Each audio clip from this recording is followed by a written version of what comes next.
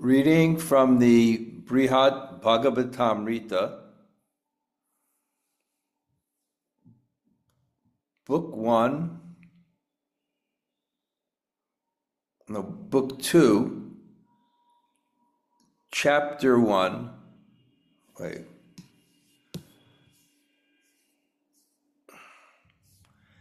Chapter 1, Text 30.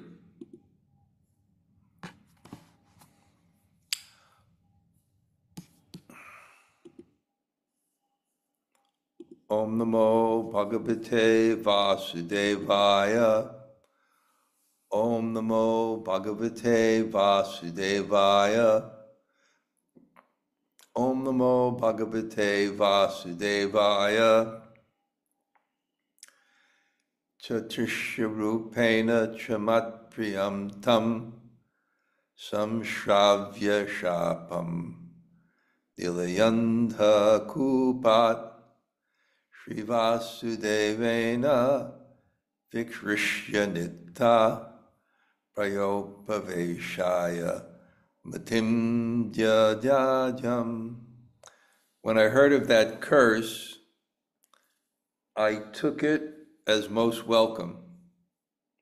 Śrī Vāsudeva, in the form of a Brahmin's disciple, was dragging me out of the blind well of family life and guiding me to choose to fast till death on the shore of the celestial Ganges. I just have to look up something.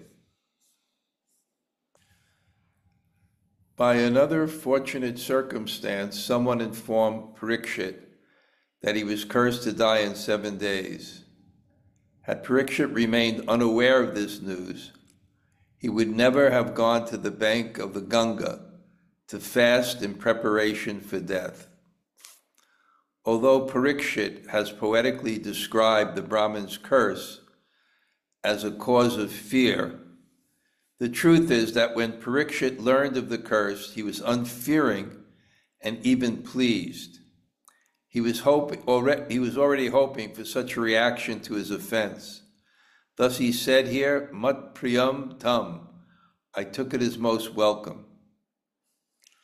In the last chapter of the first canto of Śrīmad Bhāgavatam, 119.2, just before hearing of the curse, Parikshit expressed his mind.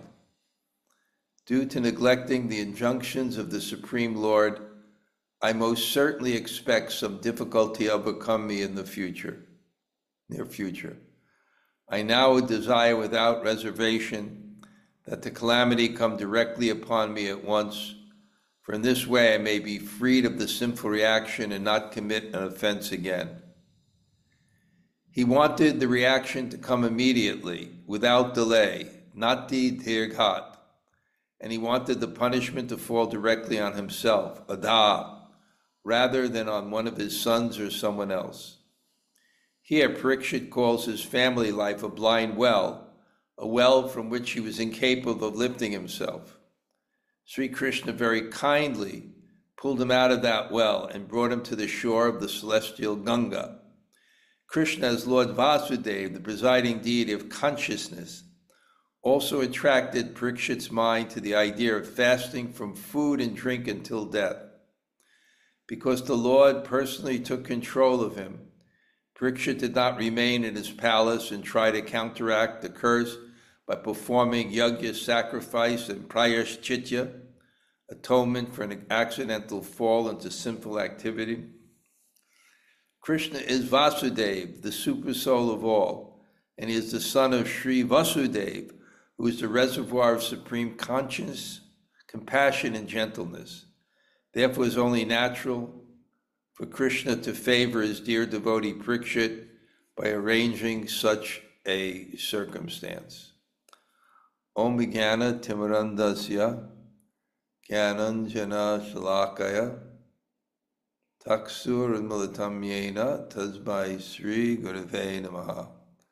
Śrī Chaitanya Mano Bhishtam Stapitam Yena Bhutale Swayam Rupa Kadamayam Tadati Sapadantikam Vancha Kalpa Tarubhyascha Kripa Sindhu Bhayevacha Patitanam Pavanebhyo Vaishnavebhyo Namo Namah. Sri Krishna Chaitanya Prabhu Nityananda Sri Advaita Gadadhar Shivas Adi Gaur Bhakta Brinda. Hare Krishna, Krishna Krishna, Hare Hare, Hare Rama, Rama Rama, Hare Hare. So, greetings from Sridham Mayapur, Odarya Dham, the land of magnanimity, where you can get mercy or undeserved kindness. And I'm certainly feeling here that my practices far exceed the effort I'm capable of putting into them. So it's been very nice here. And every single day I'm invited someplace. Mostly I get the fortune of taking prasadam with Srila Dhanurdhara Swami. That's very nice. So let's put some context. We're up to the section where the Bṛhad-bhāgavatāmṛta, told by Jaimini Rishi to Janame Jaya, the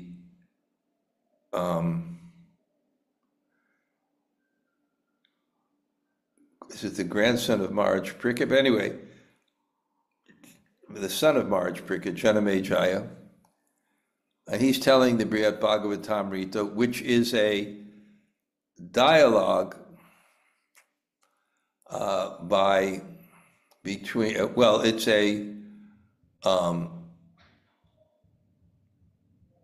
a summary of the Bhagavatam in a new, again, I mentioned that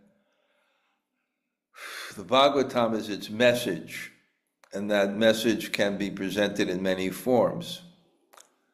Just like you could speak something in many different languages, or you can express the same point in different ways. So this is Maharaj Parikshit at the end of his life, the very end of his life, I think the last half day of his life, summarizing what he heard from Shukadeva Goswami, the Bhagavatam, in a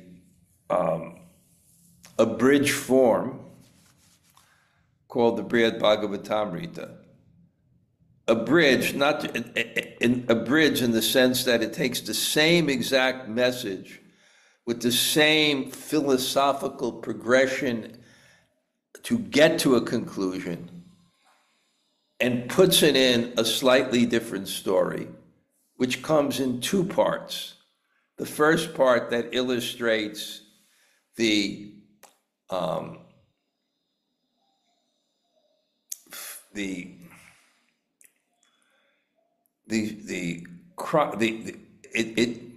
which gives the gradual progression of pure devotion up to the highest level of the gopis, which is the ultimate message of the Bhagavatam, is presented in the 10th canto. It presents it first in one story, which we delightfully heard, of Narada Muni searching for the topmost recipient of Krishna's mercy. And that story is finished, and then Uttara, so eager to hear it, Uttara, so eager to hear more from her son, asks a question which inspires Maharaj Parikshit to explain the same subject from a different angle. The subject is tasya parama antim. The highest thing is devotion to Krishna in the form of the gopis, in the expression of the gopis. And ultimately, that culminates in the highest expression of love, which is Srimati Radharani. So that same type of progression and story and conclusion is presented in another way, not from the platform of progression, this kind of in the first case, Narada Muni going from one devotee to another, but in the progression of places that facilitate deeper and deeper forms of this ecstatic love and pure devotion. In fact, they previously in Uttara's so it's answering previous in Uttara's inquiry of now hearing about the people. She wants to understand about the place.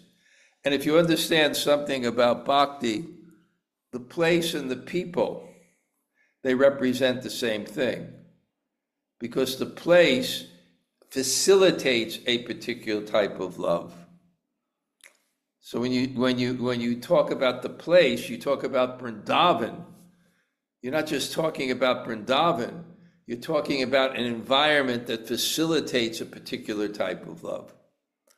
And when you talk about the devotees, you're also talking about a particular type of love that requires a particular type of place. So it's really, again, the literary genius of Sanatana Goswami to hone in on a particular point in so many interesting ways, from so many different angles. Like it's described, I think in the 15th chapter of the Gita, but I'm like knowledge is, it's like an axe. When you hit things from different angles, it sharpens us. Prabhupada wanted us to discuss the Shastra from different angles, and it just sharpens that understanding so that there is no doubt, so there's full faith. And when there is faith, you move forward. And the degree that you have that faith, which is an understanding and an experience, the degree you have that understanding and experience is the degree you can move forward to the goal. And because this text promotes a particular goal, which it believes is the ultimate reality, it presents this point of that goal, of that objective. And the interesting thing in bhakti is the descriptions of the objective is the experience of the objective at the same time. When you hear about Krishna, you experience Krishna. When you hear about the love of the residents of Vrindavan for Krishna, you not only hear a philosophical disposition of what is the truth, but just hearing about it gives you an experience. I always quote, because I think it's such an apropos quote by Voltaire, that which you appreciate comes to you.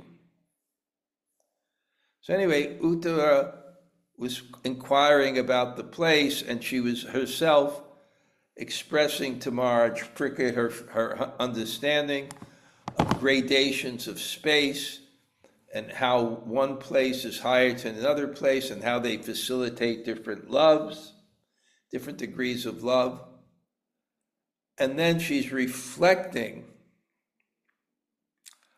on what she's heard, which was written in the first book, with Maharaj Parikshit description, the story of Narada Muni, and reflecting it about that love of Krishna and the gopis and the rasa dance, and then meditating, well, what is this place? Because the place must equal the excellence of the love that one wants to experience. Just like those of you that will come to my retreat, first in Puri, and then we'll go to Vrindavan, then to Govardhan. The place facilitates the love. So, if you want to know about the place, and Maharaj Prickett is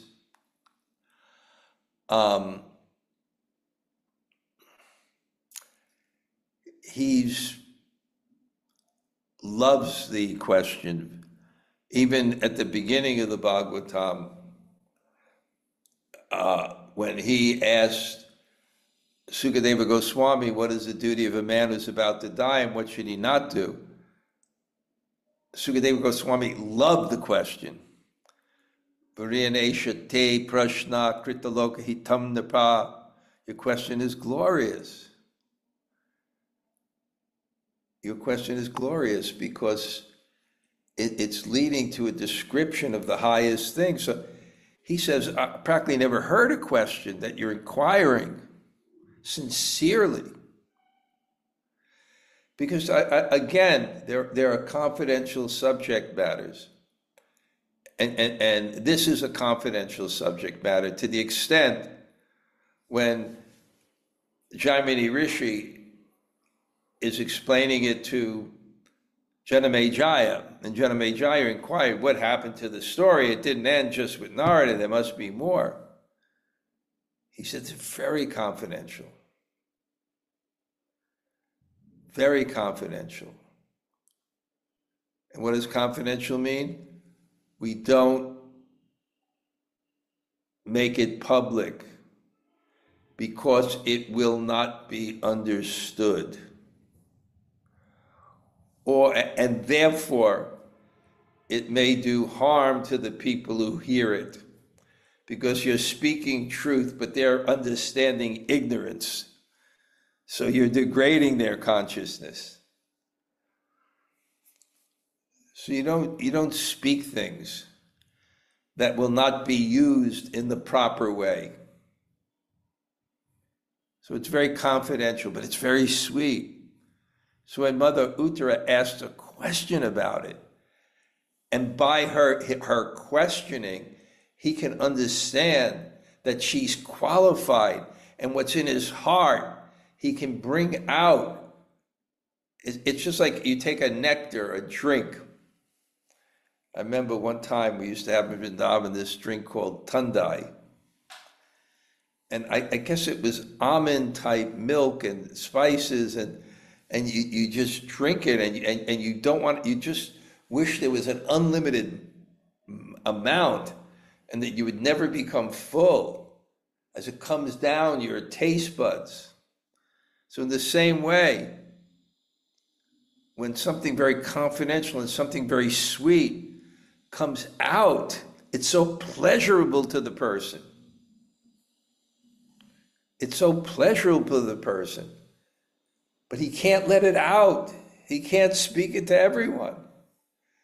So when there is the student who is qualified by his questions, and the teacher realizes that he will use this confidential knowledge, he will not misunderstand it, he will use it properly, he becomes very ecstatic. And because Maharaj Prickett, because the answer is about Krishna, and he has such an intimate relationship with Krishna, he comes to tears. You're asking me to speak about Krishna. And how wonderful it is that I'm about to speak about Krishna.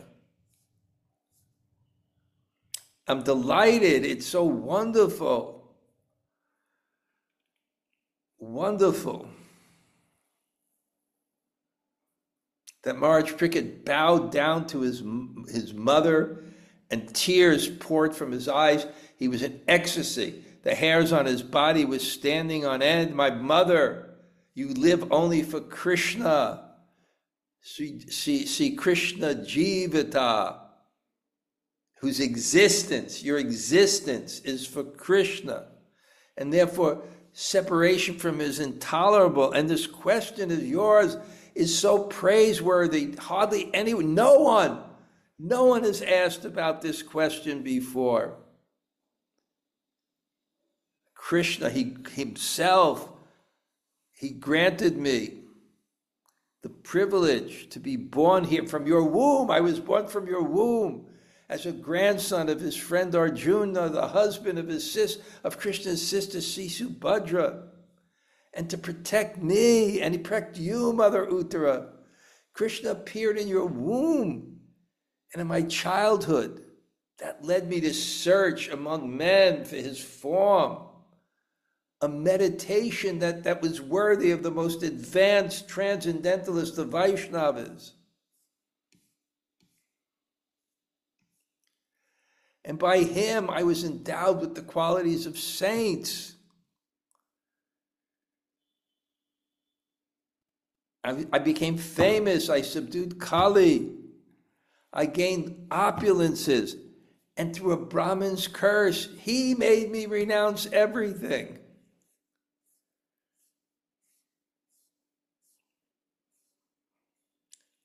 And when I heard that curse, sadhu mene,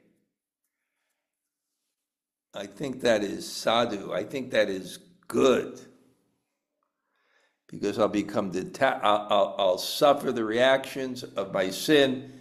It won't go on to my children, and I'll become detached from the world,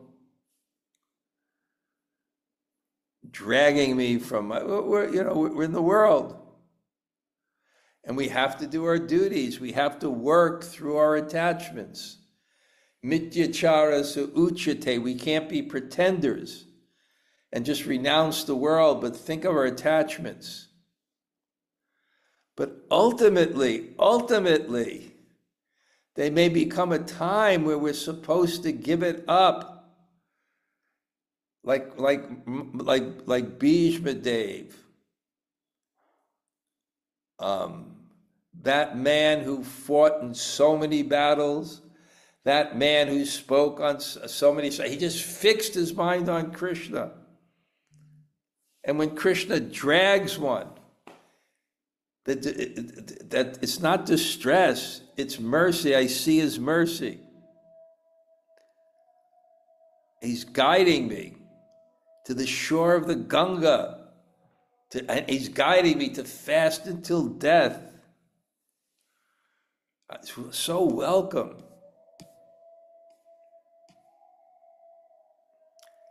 And when I sat there on that bank in the assembly of most eminent sages, the Lord dispelled my fears by explaining the truth through Sukadev. And the Lord delighted me by granting the association of his dear devotees. Now I shall help you drink the nectar of topics about the Lord. Muninda gosyam upadeshya tattvam sukatmana yena bhayam narasya pramodya chasva priyashangadane katamritam saprati chaprapavye. Many eminent sages like Vashishta, Parasara, Vyasa, and Narada assembled to witness Parikshit's passing away. The word goshyam, which sometimes means in a discussion, indicates that first there was some debate among the sages. In Sri Hari Bhakti Shuddhaya, having been asked the truth about the Supreme Lord, the sages, because all the sages came. It's just like right now, there's the Kumbha, Mela, it's, I went in 88. So that's like what, almost 40 years ago? I don't know. 30 years ago, maybe. Anyway, I went in 1988, and it's astounding. On the confluence of the Gaṅgā, the Jamuna, and the Saraswati, they build a city with metal planks for roads and electricity, and every organization in India, they get 1 acre or 2 acres or 6 acres, and but they build these big camps and makeshift temples and yagyas, and all the sadhus come in on the auspicious bathing dates. I can't think there'll be less than 40 million people bathing at the same time. Don't ask me how it's done. For God, India is so organized, it's amazing. It's definitely, I remember that well. I remember the ecstasy of waking up in the morning and bathing in the Triveni where the 3 rivers cross, freezing cold, then going to Mangalartik and hearing the ambrosial singing of the kirtan. Oh, amazing. So these sages, they got together and they started to debate. Is it karma supreme? Is man's nature? Is time supreme? The sun is the supreme. Shiva is the supreme Lord. Hari is the opposing claims. They try to refute the validity of what others recommended for spiritual practice.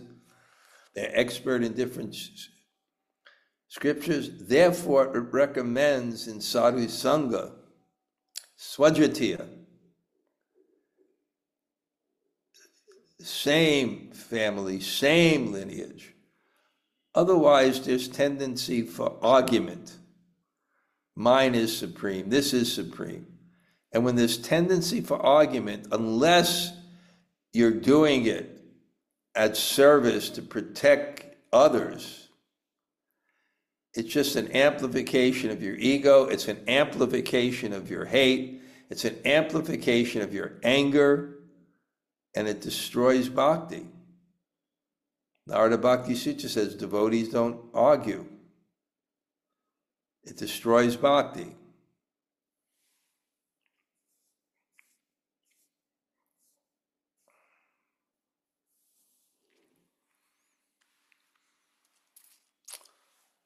So Parikshit is remembering.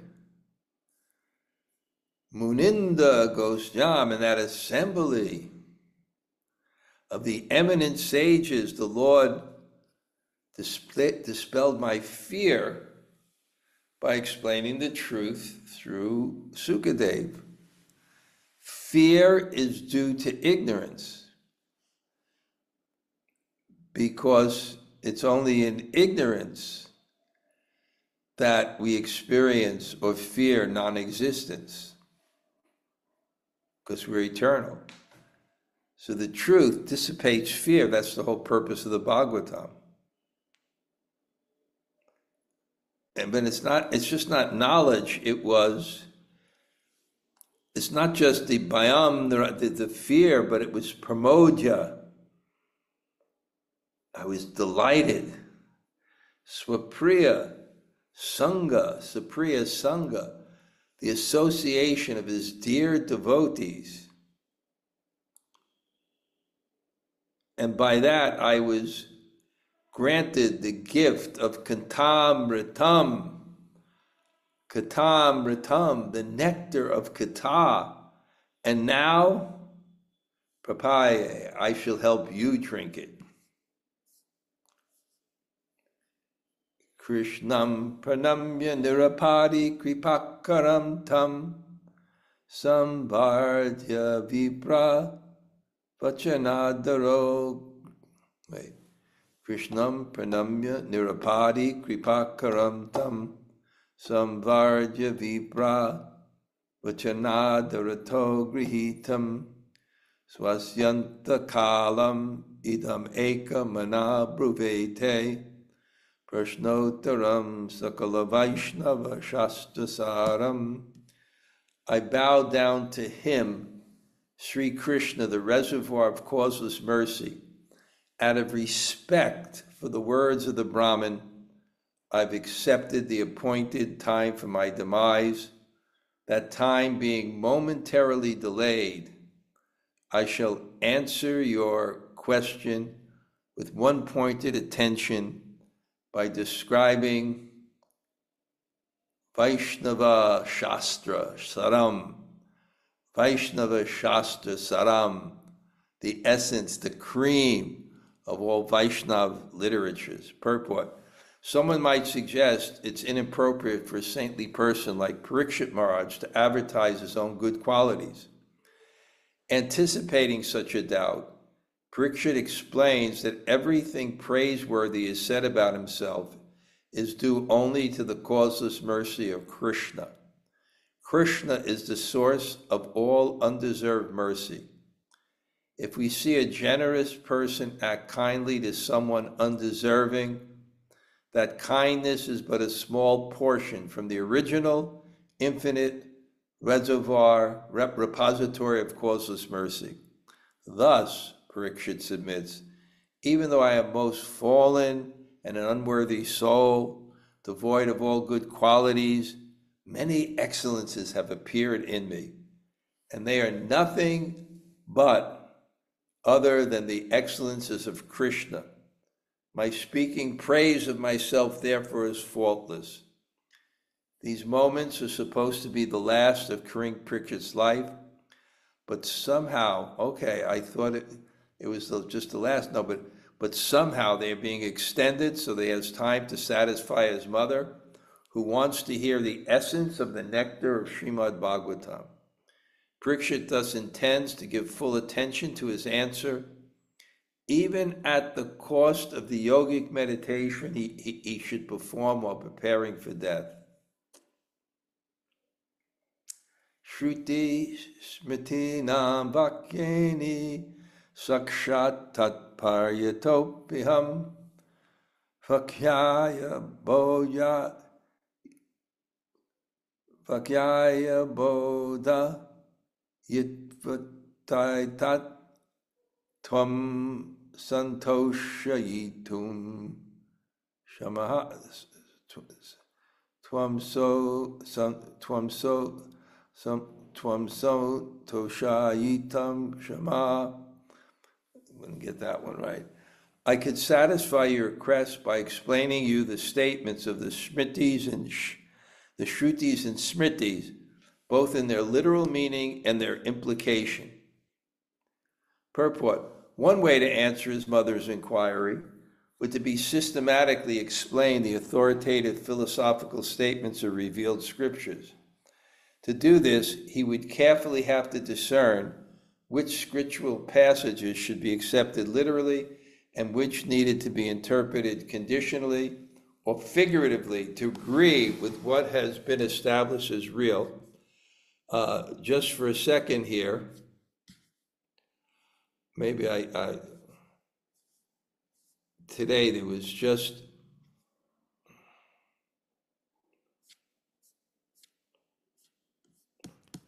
was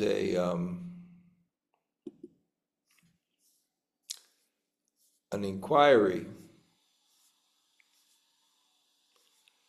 by Satyaraj, and it was answered by Hari Parshad. So he said, I could have explained to you Smruti and Shruti, and according, Satyaraj wrote, I wrote the following many years ago, but I don't know the source I had originally based it on. Does anyone know where this idea comes from?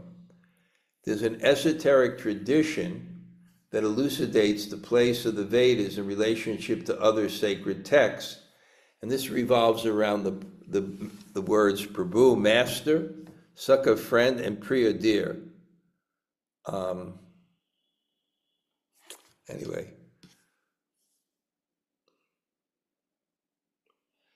And then where did it come from? And then Hari Parshad, who's going to be one of the presenters, he's going to give a series of lectures on the fundamentals of Smaran.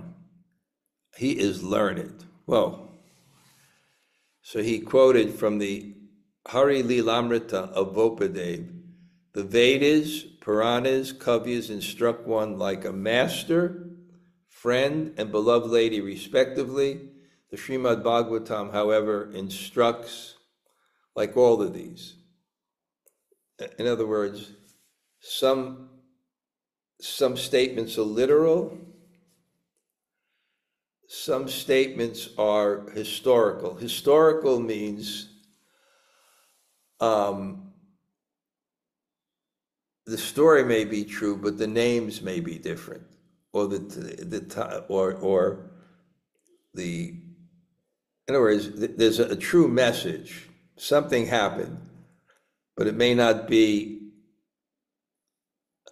in a historical timeline, and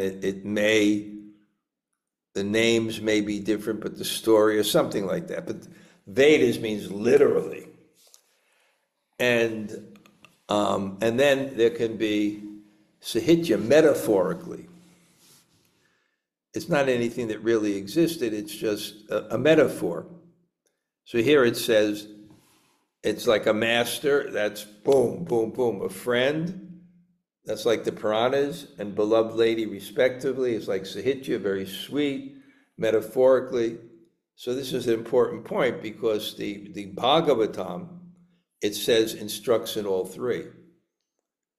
So ultimately, if there's some confusion, if something happened, or is something true, or what does it mean, you have to know if the verse is Vedic, Puranic, or Sahitya. So that's what he's saying here. He's saying, I could satisfy the request, because you asked this question, what about this place? I can say by the Shrutis, the Vedas, Smritis, what's remembered by it, both in their literal meaning and their implications. I can do this. And I would have to discern which scriptural passages are literal, which needs to be interpreted conditionally or figuratively to agree with what's been established as revealed. And then he says, but I prefer tatapi swaguru praptam prasadat saṁśrāvya atreti hasam adaute vyaktartam katayam yamum. But I prefer to clarify this subject for you, first by relating a history I learned by the mercy of my spiritual master. This narration will dispel your doubts. So what's going to basically happen is this second part of the second book of the Bṛhad-bhāgavatāmṛta, which goes into the third book, that question of can you tell me about the highest place and help me really understand what that means? He's going to do it by another story where this cowherd boy in Vrindavan, it's a whole story, he meets a guru, he gets his Gopal mantra, he's very sincere, his guru disappears, he doesn't have the full understanding of the mantra, but the mantra gives him a feeling or understanding, and he begins to search out that place which is commensurate with this feeling that he has. Where does he go for this feeling he has? And therefore he travels all over the universe. It's a whole history, it's a beautiful story. And then, he comes to the spiritual world, and it again points to the highest. So he says, this narration this is the way I'm going to do it. I'm going to do it by itihasya. I'm going to do it by a history. Purport. Vyasa never formally initiated his son Sukadeva Goswami, and Sukadeva Goswami never formally initiated his student Parikshit. Nevertheless, the entire tradition of hearing Srimad Bhagavatam in the transcendental Bhagavat line of disciplic succession rest on the foundation of the relationship between Sukadeva and Parikshit as guru and disciple. Parikshit will recount in his own words the essence of what he's heard from his guru, taking care to present the literal facts in the most straightforward way. He doesn't want his mother to suffer any confusion or doubt. And then the story begins. When I finish Wednesday's class, I'm going to go back to speaking twice a week on Bṛhad-bhāgavatāmṛta, and I'll do it. For those who can only come Sunday, I go back and I review things. For those who come on Wednesday, we go deeper in different ways. So vipra niskinchana kaschit pura pragyostishe pare vasan nagata shastrarto bahudra vinakamyaya. Long ago in the city of Pragyoti, there lived a poor Brahmin. He was ignorant of the teachings of scriptures, and he hankered after abundant wealth. Every day he would faithfully worship Kamakya, the goddess of that place. And when she became satisfied, he received for her in a dream the 10-syllable mantra for worshiping the lotus feet of Madan Gopal. The goddess also gave him instructions on how to meditate upon the mantra and perform various details of practice. The mantra manifested itself before him like a valuable treasure chest opened right before his eyes. On the order of the goddess, he chanted the mantra constantly to himself in a secluded place. Gradually, he gave up his desire for wealth and his heart became satisfied. Ignorant of the real facts, he thought that something other than this mantra, something in the next life, must be his means of success and the goal of his endeavors. He left home and other connections and began wandering about pilgrimage places, maintaining his body needs by begging, and thus he traveled to the place where the Gaṅgā meets the ocean. There on the shore of the Gaṅgā, he saw many Brahmins, mostly family men, who were expert in all fields of knowledge and devoted to performing their prescribed duties.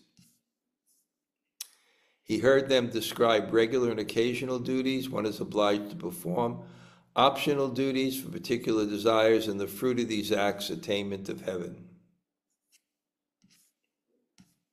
From the various words they spoke to express their determined vows, he saw how firm the Brahmins were in their intention to perform these duties. His faith aroused, he began to follow this process according to these instructions. Out of respect for the goddess' order, he regularly continued to chant his mantra quietly in private, and by the influence of the mantra, he felt no inner satisfaction from those rituals. He therefore okay, anyway, we're going to get into another story. Jamunajaya, you're still there? Yes, Maharaj. Thank you for class. Really wonderful. I'm just so blown away by King Parikshit is like, yes, I want this calamity to come, and let it come to me immediately so it won't fall on my family members. Just that the first verse you read was Beautiful, just right? really amazing. So Yeah. beautiful. Thank Like, you. let it come to me. So thank you, Maharaj. Okay, they're there in Yogamaya, right? Yes, yes. Happily in Yoga Maya. You have how many classes you have? Today I have 2 here, and then I run to the Bhakti Center, and I'll teach the rest of the day at the Bhakti Center. So that's a long teaching day today. You got a lot of classes. Okay. Okay, anybody else like to say hello? Hare Krishna Maharaj. Gail, yeah. Yeah, 2 things. One is you said that in the Bhagavatam and possibly other scriptures too, there are things that are to be taken literally, metaphorically, and the third one was figuratively, because that sounds like metaphorically. I don't think, I think what I think is the Vedas are like, absolute literal. And then I think there's Puranic, there's histories, and they're not necessarily literal, but they represent something that happened. Sometimes, it even says that in the Bhagavatam, sometimes the dates are not exact. you know, it's something like that. Yeah, to give a message, right? It's supposed to give like the message. Yeah. Well, no, it's historical. Yeah. But it's not. It's you know. So it conforms to the sambandhi, to the relationship with the text. So therefore, sometimes the dates are not important, or sometimes the names are not so important exactly, something like that. Yeah, But that's what because I'm not really sure. I'll have to ask someone like Hari Parshad to explain that. I'm just remembering that, when you talk about the history of the kings, right? In Yeah. the Bhagavatam, the reason why I'm saying it's the message is because you often say that the point of presenting the kings is to show that even the highest material people in the highest material position also suffer. So that's what I mean by. Okay, I still have to think a bit more and get it confirmed, but that's nice too. Okay, Okay. Mara, just one other thing is Yes. I think I got a little confused. The Bhagavatam Yeah. is presented in different ways Well, for to give example, it was first presented in 4 verses, right? yeah. Mm-hmm. So that was one, then it was expanded, and then we have one in 18,000 verses, and then you have Prabhupada's purports, they're also the Bhagavatam. So it's obvious that the important thing is the message, and the form is secondary. Because the Bṛhad-bhāgavatāmṛta is a summary of the Bhagavatam. But Okay. it's not a summary like a capsule, like Monarch Notes. It's a summary by telling another story that's shorter, that encapsulates all the different tattvas and gradations of advancement that are mentioned in the Bhagavatam. Right. So, but then I think, don't you say the same thing about the Mahabharata? Like, Yeah, that was at the beginning. There were different Mahabharats, and this whole story was inspired because Jaimini Rishi, the guru of Janamejaya, the son of Maharaj Parikshit, yeah. he heard another vision. Mahabharata means the great history of India, where there was a little bit more of an emphasis on the sweetness of Krishna. Mm-hmm.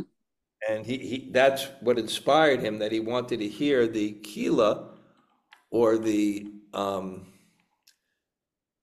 summary version of that story, just like in the Mahabharata that we hear. It's summarized in a book called the Harivam. So he said, well, is there a book that kind of encapsulates this? And he said, yes. And that's the story of Uttara enlightening Maharaj Parikshit.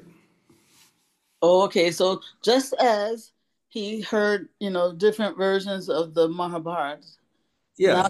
now he wanted to see if there was like a similar, let's say, summary of the. No, the summary of the Mahabharata. Wait a second. He wanted a Kila, he wanted the summary for the second version of the Mahabharata. And that summary is the Bṛhad-bhāgavatāmṛta, which is also a summary of the whole Bhagavatam. Oh, that's what I needed to hear. Yeah, okay. Thank Good. you. Anybody else like to say hello? I can say hello. Morning, Maharaj. I'm so happy, Samantha, Hi. that you can actually commit yourself to this Sunday. That's great. Great to see you. Thank you so much. Thank you. And I had a question. I missed the beginning about the I'm not going to say it right, the Triveni Sangam. Oh, yeah, there's a festival in India every 12 years called the Kumbh Mela. And it happens at the Triveni, where the Gaṅgā, the Saraswati, and the Jamuna, they all cross in one place. And Right. that's the most auspicious place to bathe. And astrologically, there's something that happens at that time where it's a special benediction to bathe at that sacred time. So people all over India, and on the real auspicious bathing day, there will be 40 million people. Because last time there was 30 million. There'll be 40 million people. Wow. I saw a picture. And linguistically, I always in my Romance language world think everything comes from, I know it doesn't, but from Latin, but you have the tri, the three, and the veni, like from, think of Latin, like the coming together is the confluence. Yeah, yeah. So once again, the word is coming from Sanskrit and not Latin. Latin takes it from there. So that is just so interesting to me. Yeah, one time when you have more time, you can do that. Samantha is a Italian professor. Good. Okay. Anybody else like to say hello? Thank you so much. Great to see you. Good morning, Maharaj. It's Yvette. I just want to say hi quick. I'm about to jump into a class, dance class, so just wanted to Great. Always great to see you, Yvette. See you soon. You too. Yes. Hare Krishna. Okay. Was that Bhakti Devi? Hare Krishna, Maharaj. How are you? You look well, Maharaj. I'm walking for lunch every day, 40 minutes. Shows you how I am. Good. Lunch is at this other place called Rasamrita Kunj. And I have to kind of walk on the bank of the Chulungi. And there's this beautiful complex. And past that, about 10, 15 minutes, is a place called Gore Village. It's absolutely beautiful and organized. Every day, I don't eat anything past lunch till the next morning because, it's amazing. Maharaj, I have to say, I've heard this story many times, but for some reason today, I kind of viscerally felt just how amazing and beautiful it must be that you have Krishna appear in the womb. And then you spend the rest of your life looking for that vision. Yeah, well, it's called samskara. Samskara is the impressions that are made in your consciousness that seek to be filled or not filled by particular objects. If it's unpleasant, I don't want that again. If it's pleasant, I do want. So the whole purpose of these classes also is to give samskaras. Well, that is one heck of a samskara. Well, this is also. Okay, thank you, Bhakti. Thank you. And thank you for coming to Jayadvaita Maharaj's class. Oh, it was wonderful. Yeah, wonderful. He was very happy to see everybody, and naturally there was great prasadam. Okay, anybody else say hello? Hare Krishna, Maharaj. Thank you for class. What are you doing there? You should be in the Kumbh Mela. I wish I could. Maybe next time. I think you should be in the next 12-year Kumbh Mela. That's just the perfect place for you, Amala. Right. Hopefully I'll be living over there by that time. You're walking around just chanting with millions and millions of sadhus. And you already got the blanket that fits there perfectly. Yeah. Okay. Thank you. All right. Okay, anybody else? Hare Krishna Maharaj, this is Malati. Thank you so much for class. Malati, great to see you. Thank you for coming to class. Thank you so much. Okay, Haribo. Anybody else? Good morning, Maharaj. This is Denny in Ohio. Hey. In the is cold that a weather backdrop, or is that really where you? That's the backdraft of New Vrindavan. Oh my God! I thought you were outside. Okay, great. I wish I was outside of New Vrindavan. Okay. Well, anyway, thanks for coming for class. I appreciate it. Always love your classes. Thank you. Thanks so much, Jenny. Anybody else? Hi, Krishna. Rupa. Śrī Rupa, Haribo. Excited to see you soon. I will see you soon too, right? Yes, Maharaj. I'm all booked. I am psyched for that. Wow. Okay. Anybody else? Hare Krishna, Maharaj. This is Lal Govinda. And Bṛhad, thank you for class. Wait, I think within a week or so, no, 2 weeks maybe you'll be around. Less. 2 weeks. Yeah, we're leaving the 25th. Okay. Coming up Don't soon. change your mind, Bṛhad. Give him the mercy. He could go. You get the place for yourself. Okay. Yeah. I'm jealous. I wish I could go. Maybe. I know. Yeah. It's going to be great. It's going to be great. Yeah, I'm excited for him. It's just, I don't know, just different people are going to show up and come at different times in February. Interesting people. And yeah, I got, I'm organizing the, our little tour that we'll have, the Vrindavan Govardhan, really good. Leela Vlasini is going to come. She's going to work with me. So we'll have some nice stories in that way. I have a friend of mine that I used to know. He used to work for me. And he was an ordinary guy. And then he just began to chant 64 rounds or more. Then he began to chant like 36, about last 25, 30 years. Wow. And he became learned. And now I found out that just for the winter, he's studying one book and living in Radhakund. So I think I'm going to get him to come over and give class one day. Oh, great. Wow. But yeah, he's great. And yeah, we got a nice plan. We already organized it, which Brikrams we'll go to. Nice. Okay. Looking forward to it. Anybody else? Haribo? Hare Krishna Maharaj, thank you for class. Haribo, Ishri, good. Nice to see you. Nice to see you. Okay, thank you. Anybody else? Hare Krishna Maharaj, this is Krishna-katha. Thank you greatly for the class. It was so important to learn how place connected to the mood of the state of the consciousness. Thank you. Great. And I'm planning on coming on to Russia again. Oh, great. At when? The same time as last, the middle of July for 3 weeks with Jagadish. Anyway, man proposes, what God fills, I forgot the thing, but let's see what the world is, what the situation is, what we are, but our tentative plan is to go because we had such an incredible time last time. And St. Petersburg was so amazing.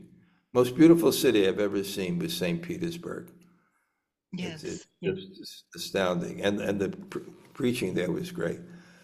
Okay, anybody else? We will be very happy. We'll be happy. Thank you, Maharaj. Okay, thank you.